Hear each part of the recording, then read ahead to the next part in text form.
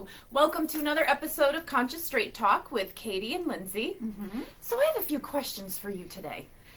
Do you often eat to deal with your stress? Do you often eat to the point of feeling pain in your gut? You can't stop yourself. You're completely out of control. Do you often eat when you're not even hungry? Do you feel out of control when you're eating? You can't stop yourself.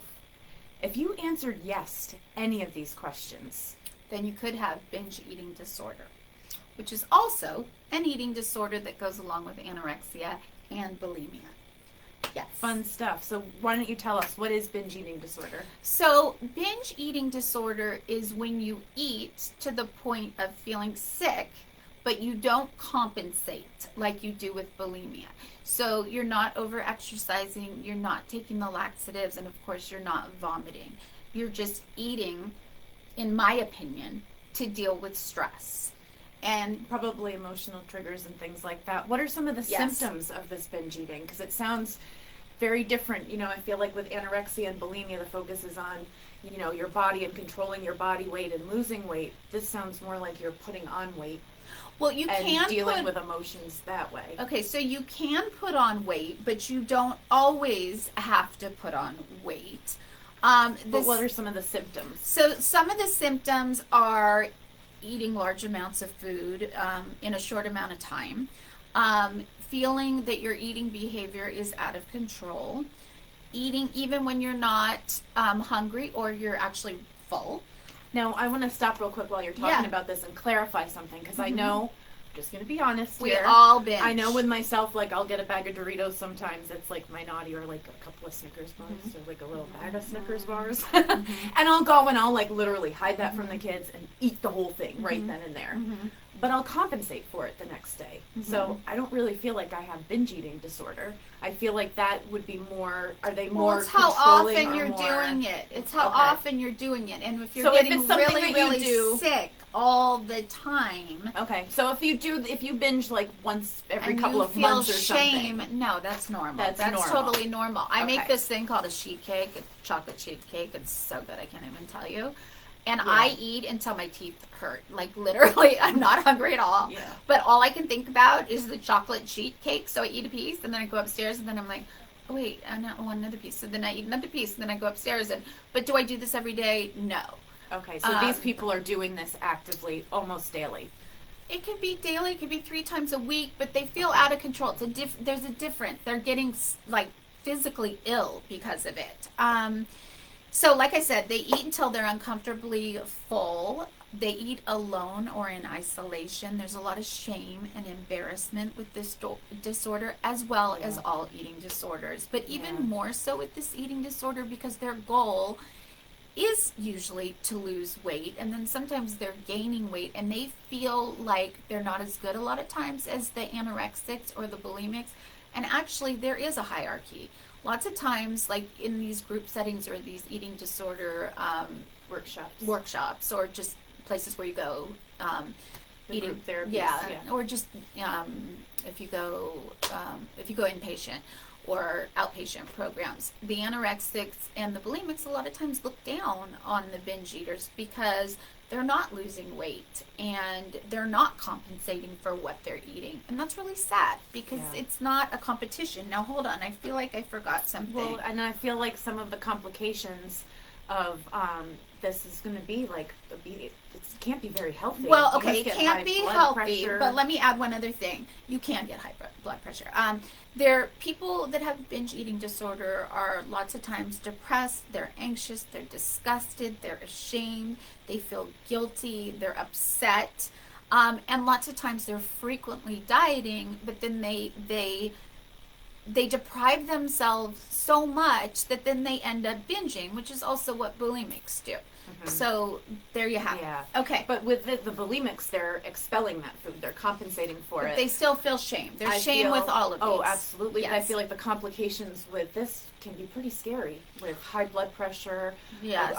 diabetes. Diabetes too, right? high blood pressure, Probably intestinal issues, Probably a lot of isolation. a lot of isolation. You Let's see. They're not always obese, so I just want to say that. They have joint problems. There can, like I said, be Yeah. heart issues, think I said that. Type 2 diabetes. People don't realize how much we're eating really does affect our joints. Oh my gosh, I learned yes. that the hard way. Reflux, which hurts. I know, Yes, because I had it yes. during pregnancy. It hurts like hell. Sorry to say that. It burns. And then they can have sleep-related issues. This is generally when you're overweight. It's sleep apnea, so that it's not all the time. And then there's a lot of comorbidity. So with comorbidity, that means things that go along with it. So lots of times they'll have depression, they'll have anxiety, they'll have bipolar disorder, and they'll have substance-related issues.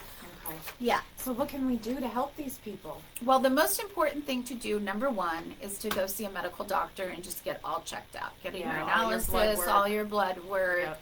all of that, and be honest with them. And that's hard. And you know what? It's really important if you're afraid, because most people are afraid. I don't like to go to the doctor. Yeah. And especially to discuss your shame or guilt or your Of course. bad habits. So bring somebody that is supportive and loving and is consistent. Because again, we want to remind you that eating disorders affect over 30 million Americans. Mm-hmm. More women than men, of course. But still, that's a lot of people, so you are not alone. There's not nothing alone to be ashamed at all. of. Not alone at all. And so, number one, we want to go see our doctor and get a medical exam. Check for diabetes too, just all the blood and urine. And a sleep disorder test is good. I mean, it's an overnight test and it's expensive and a lot of insurance doesn't cover it. But, you know, if you can do it, It great. is amazing, though. And I think it's like one of the newer sciences and things that we're learning. It's so important because they hook you up and do all kinds of great stuff. Cognitive behavioral therapy is always my therapy of choice for people with eating disorders. And with cognitive behavioral therapy, your whole goal is to change your cognitions, to change your thinking. And so with that, then you're going to hopefully change your behavior. But that takes a lot of time. This is not, eating disorders are not something that go away in 2 sessions with your therapist. Well, I would imagine they take a long time to We're develop talking to when you're to that level where you need help. Usually. We're talking years. So working on interpersonal relationships, trying to make those better. And Probably healing childhood traumas. trauma, always childhood trauma. Learning to tolerate stress and helping with emotional regulation. So with stress and emotional regulation and identifying triggers, you when you're stressed, when you're depressed, whatever, their coping mechanism is to go eat a ton of food, like I said before. So okay, there are different, besides for just the therapy, which is so important. The medical exam, number one, getting a therapist that you trust and that you like. Don't just go to any therapist. If you don't feel good with this therapist, You may have to try a few. find another one. Try a few. You have to feel comfortable. That relationship with that therapist is number one, because you're not going to open up to that person if you don't feel safe with that person. Right. Exactly. There are certain meds that they're using. There's Vyvanse, which is used for ADHD. It's a stimulant. So with it, you can have some issues. It's addictive, dry mouth, difficulty sleeping, etc. There's antidepressants, which just help calm down your stress and anxiety, and they help to help you with emotional regulation.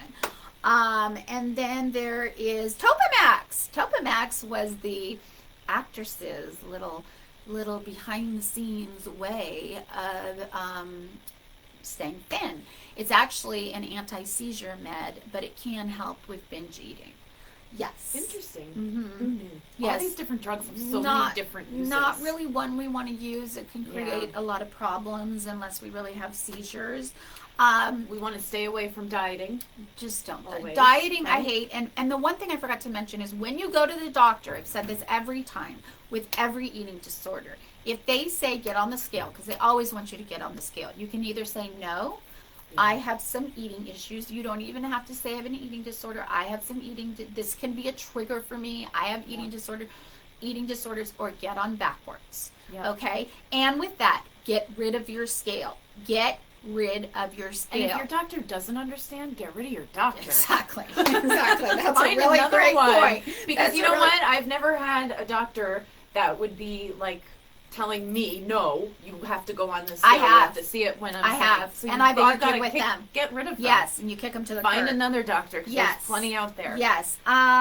Okay, so have a confidant that really builds you up. Sometimes we have people that we think that we can trust, and they're great sometimes, and then other times they insult you. That is not what you want. You want somebody that is Finding your tribe consistently. is so hard, though, Katie. So That is one hard. of the. I mean, I struggle with that. Usually, you find one person, or two people, in Or your you life, don't. or you you move don't. 5,000 miles across the country away from everything you know, and just kind You of have survive. me. You have me. You have me. And But I will say, that's something I didn't know you when I got divorced, and at that time, finding your tribe for any kind of so disorder hard. is so hard, but it's so that's important because a that's what loss. will lift you That's up. a death. A divorce is a death, and we can go into that. We both have issues. Well, with we're that. gonna have have that's separate everything, ones. but on Friday we got somebody hopefully coming in with us. Yes, but hold on. Did we And we're forget gonna. anything? No, I think we got it all. And I think we're gonna wrap up the eating disorder segments this week. Okay, I'm a little bit anal when it comes to like schoolwork and stuff like this, so I just want to make sure that we got everything, and I think we did. So the most important, like I said, meds, therapy. First, go to your doctor and get your blood work done. Make sure that you're not having these high blood pressure, Cholesterol, etc., all diabetes too. Yeah. And making sure that you have a confidant. Don't social isolate, even though you want to. Get active if you can. I know you're You depressed. are not alone. Get on an antidepressant. It usually will help. I mean, if you don't believe in medication, fine, but lots of times it really does help. Get rid of the scale, like I said again. Get off of social media. Do not read magazines. Have an expectation for your body that's real. We all have different bodies. I have a J-Lo body, okay, or a Kardashian body. I'm never gonna be stick thin. Like, I'm never gonna be like model thin. That's fine. My body's curvy. We're not gonna be teenage supermodels. No. Katie! I know, it's devastating. It's really devastating.